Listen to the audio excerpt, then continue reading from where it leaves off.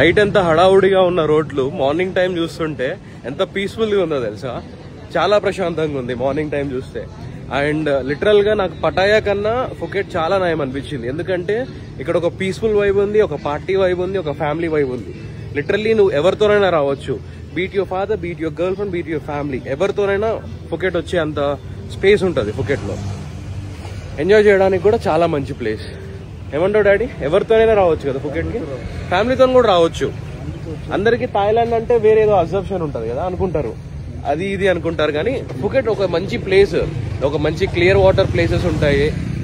నువ్వు పార్టీ చేసుకోవాలంటే పార్టీ వైపు ఉంటుంది. ఫ్యామిలీతో కలిసి మంచి రెస్టారెంట్ లో, లేకపోతే మంచి బార్స్, మంచి షాపింగ్ మాల్స్, షాపింగ్ సెంటర్స్ ఉంటాయి.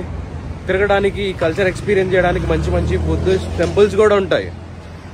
కాకపోతే ఆ ఒక పర్సెప్షన్ మార్చుకోవాలి అంతే. థాయిలాండ్ అంటే కేవలం బ్యాంకాక్ అనే ఒక థింగ్ అని ఉంటుంది కదా, అదొకటి మార్చుకొని ఫుకెట్కి రండి.